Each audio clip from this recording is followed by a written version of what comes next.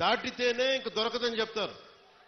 మర్చిపోండి మీ బిడ్డనని చెప్తారు ఉన్నత పోలీసు అధికారులు. అలాంటిది 9 నెలలు అయిపోతే దొరుకుద్దా లేదా అనేది నా గుండె ఇలా కొట్టుకుంది. ఆ తల్లి ఏడుపు గుండె వేదన పెట్టేసింది. వెంటనే దీనికి మన చైర్మన్ కేకే గారిని అడిగాను, మీరు వెళ్ళి వెంటనే తీసుకెళ్లి విజయవాడ మాచవరం సిఐ గారి దగ్గరికి వెళ్ళి మాట్లాడండి అంటే కమిషనర్ గారితో మాట్లాడాను.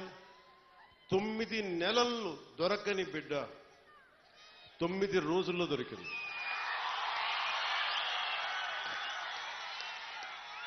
నేను ఈ 9 రోజులు నవరాత్రులాగా అయిపోయినాయి నాకు.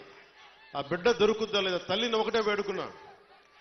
తల్లి ఒక ఇంట్లో పెంచిన ఆడబిడ్డ ఎటు వెళ్ళిపోయిందో తెలియదు.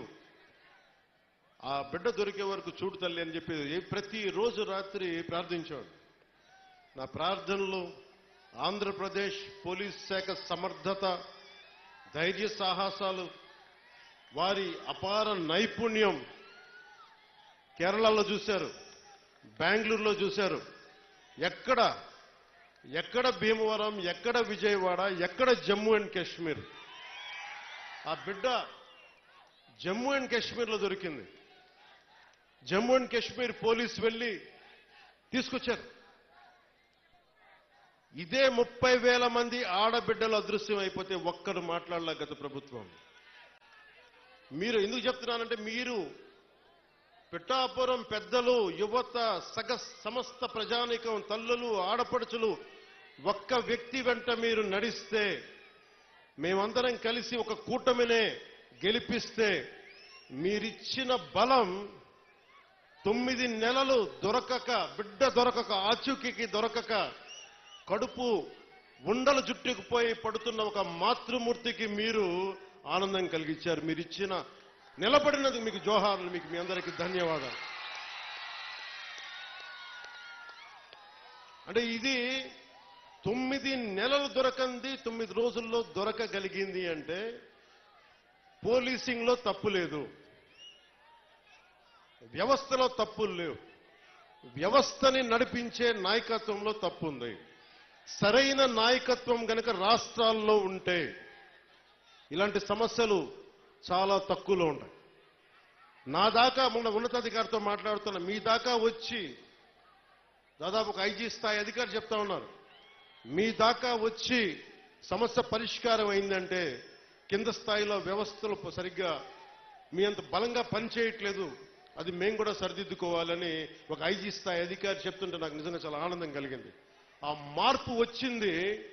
ఒక్కొక్క ఎమ్మెల్యేకి నాకు 70,000 నేను అనుకున్నాను, అందరూ అనుకున్నారు. పిఠాపురంలోనే పవన్ కళ్యాణ్ నెంబర్ 1 మెజారిటీ వస్తుందని అందరూ చెప్తా ఉంటే ఏమో అనుకున్నాను. నేను ఒకటే అనుకున్నాను, గెలిపిస్తే సంతోషం అనుకున్నా.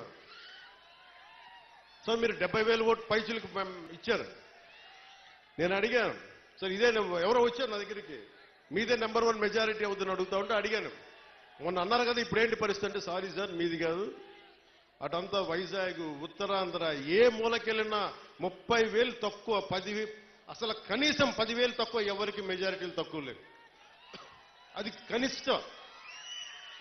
ఒక్కొక్కరికి 90,000, 98,000 ఏదో ఎంపీ ఎలక్షన్ లాగా వేశారు.